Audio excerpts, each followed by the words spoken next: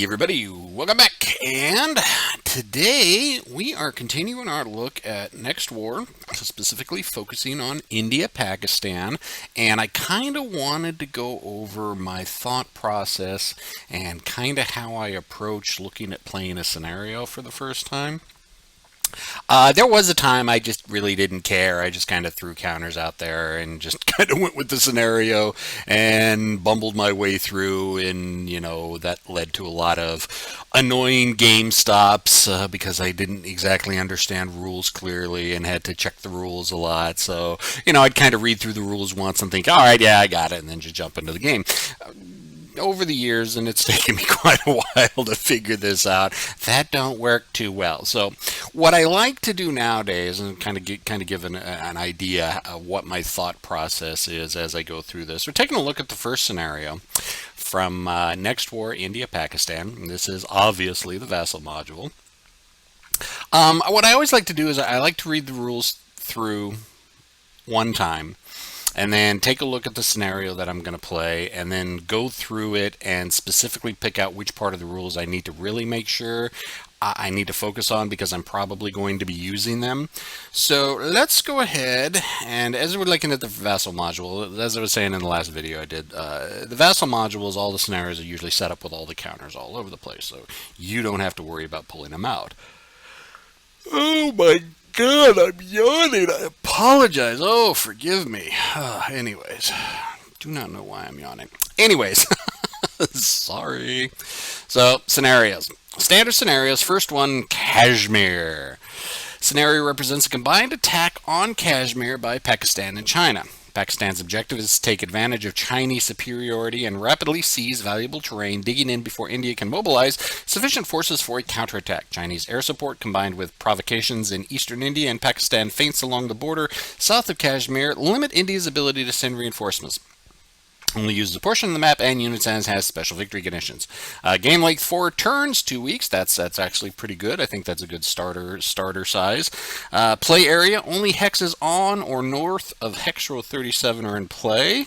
So let's go ahead and take a look at our vassal map, and you see we've got these red X's all the way down. So everything on row 37, zoom in a little bit so we can read it a little bit. 37 and north are in play. So the vassal creators were kind enough to mark that for us on the vassal map already, and I do appreciate that. So we've got that all set up. Initial response, India sets up first. Kind of pointless when you have all the units are in hex locations, but yeah, I kind of get it. The only thing that isn't set up in a specific hex location, 2 combat outposts. And if we take a look at the vassal mod, we've got 2 combat outposts sitting over here, kind of sitting to the side, so they can be moved and placed at our leisure. And I guess that's the important part, because that will probably determine kind of Pakistan's flow and where they may decide to hit. Now, right there, 2 combat outposts. So that means I'm going to have to read over and make sure I know the combat outpost rules. All right, cool, no problem. That's a good bit of information to know before I go jumping into the scenario. Then we've got Pakistan, China, and then reinforcements. Reinforcements on turn 1, turn 2, turn 3. And again, let's see if I can actually find it. Should have probably pulled this up beforehand. We have the various record chart, and has game turn and the reinforcements already put on it for what turns they show up. Again, very handy. We don't have to do any of the work. We just set the scenario and get right into it, which is always a good thing, because for some reason setting up scenarios and pulling out the pieces and setting them up always seems to take the longest. So it's good that we don't have to. All right, now we've got scenario-specific rules. Initiative. Islamic Republic of Pakistan player has initiative for game turns 1 and 2. Game turn 3 is contested, and Republic of India player has initiative for game turn 4. Okay, so that's laid out, so I don't have to worry about the initiative rules so much because the initiative is laid out. Surprise! All Israeli oops, Islamic Republic of Pakistan, People's Republic of China attacks on game turn 1 receive a 1-column shift to the right. It's always good. Weather for all 4 turns is clear. All right, so I don't have to worry about going over the weather rules too much. Pre-game moves. All IROP ground units, not PRC, may move half rounded up their movement allowance prior to the start of game turn 1. Units moved may not build, destroy bridges, or use airborne, air mobile, air transport movement. Units may not enter an enemy zone of control. Or may not enter an enemy's country. Zones of controls are not in effect across national borders. Minimum moves are allowed. Okay, well, movement's kind of a basic thing, and we just need to know that, all right, cool, all Pakistan forces have a free half movement prior to the first turn. All right, no IROP or PRC may enter a hex in India on or south of hex row 40. Okay. No Republic of Indian unit may enter any hex in Pakistan. They may not advance after combat into Pakistan. Any unit forced to retreat into Pakistan is instead eliminated. All right, going to have to kind of keep a remembrance on that. Replacements. And we have the different replacements. All right, so I'm going to have to kind of look at the replacement pool, how the replacement points work. Air mobile points. Okay, so this game does have air mobile transport. IROP and PRC have 2, and the Republic of India have 1. That's something. Okay, so I'm going to have to look at air mobile. Air transport and airborne movement. No air transport movement is allowed. Well, you're giving me air mobile points, but you're saying no air transport is allowed. Airborne movement is allowed. Okay, so we don't have no air transport, 8.5.2 in the main book, but airborne movement is allowed. Airborne movement limits are listed in game-specific rules 5.3. Okay, so I am definitely going to have to take a look at air transport and airborne movement. Air points, air superiority. Well, all right. Again, I'm not going to have to focus too heavy on figuring out advantage or replacements like that, because we have the amount of air points for each turn and what the air superiority for each turn is. All right. Do not count air point losses, just update the allocations at the start of each turn. Okay, so at the first turn, IROP PRC has 4, Republic of India has 2, then 3 and 2, 2 and 2, and then 2 and 3. All right, that's good to know. Victory conditions. Side with the most victory points at the end of game turn 4 is a scenario winner. If each side has the same victory total, the scenario is a draw. All right, the VP chart is not applicable for this scenario. Instead, players score victory points as follows. 1 victory point for enemy brigade, 3 for enemy division, 2 for enemy helicopter, and 5 for control of each of the following 5 hexes at the end of game turn 4. Okay, now I will go into a little bit of a rant on this one. Why do game companies, game designers not provide counters for victory locations? It irritates me. It upsets me. It makes no sense to me. I like having physical reputations on the board of things that I'm supposed to be fighting for, because I'll be honest, I'm not a clever man, and if those aren't there, then I'm probably going to forget about them. So come on, game companies. Is it all that hard to squeeze in a few extra counters on the counter sheets to give us, 6, 8, 10 victory point location markers? I know I'm kind of probably in the minority on that, but you know what? It's something that kind of torques me. And this counter set did not have any, so at least none that I could find. There may be, I don't know.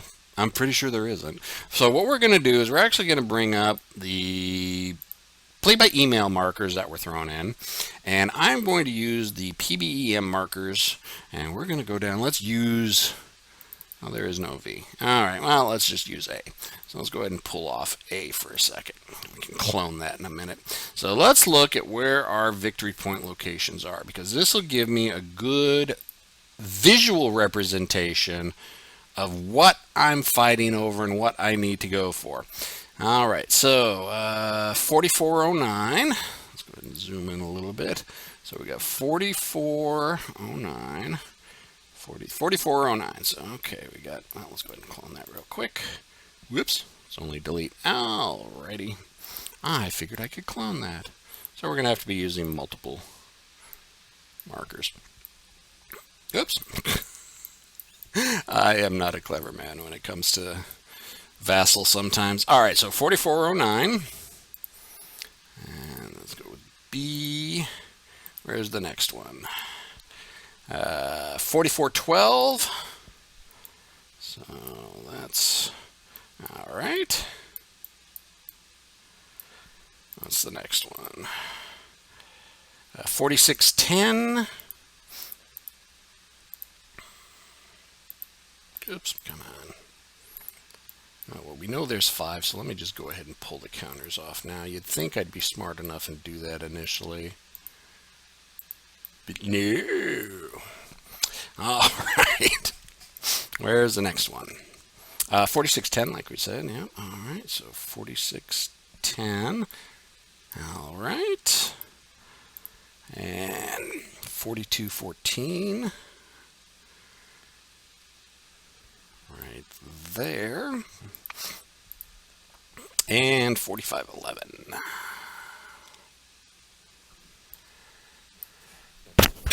Excuse me. Yeah, okay, so those are the victory point locations. Now I've got a marker on the board representing, okay, these is what the IROP and PRC forces are going to be going after, and now those are the hexes that the Republic of India is going to have to depend. I don't know how many times I've lost scenarios just because I lose track of 1 or 2 hexes that are victory point locations. It's annoying. It irritates me. Just give me the counters. Yeah, I know I can use some glass beads or something, but whatever. Just give me the count. Give me victory point counters. So, anyways. All right, so we know we're going to have to look up combat outpost rules. And we are definitely a little bit confused about the whole airborne, air mobile. And if we take a look at the forces, we take a look that the Chinese actually have 3 brigades of paratrooper forces. So we're going to want to use those if we're the PRC, and we're going to have to figure out how they work. So let's go ahead and take a look at the rules, because the special rules, remember, say we got air mobile points. We got 2 for the PRC, IROP, and 1 for ROI, but no air transport. However, airborne movement is allowed. So let's go to 853 and see what airborne movement is.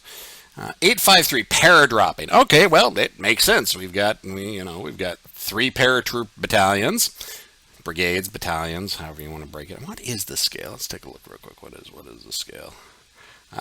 No, that is a brigade. Okay, so 3 airborne mobile brigades. Get back down to 8.5.3 that can do paradrops. Okay.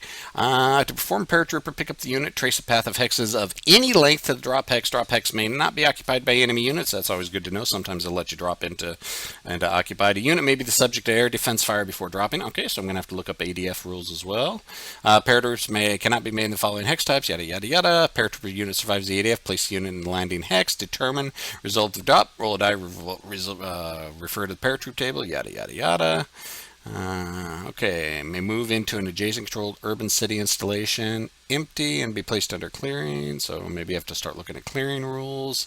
Okay, limitation use. Game-specific rules will generally provide restrictions on the use of airborne movement, and aborted movement is still considered to have used the airborne transport available for the game parent as specified by the game-specific rules. All right, so let's take a look at the game-specific rules.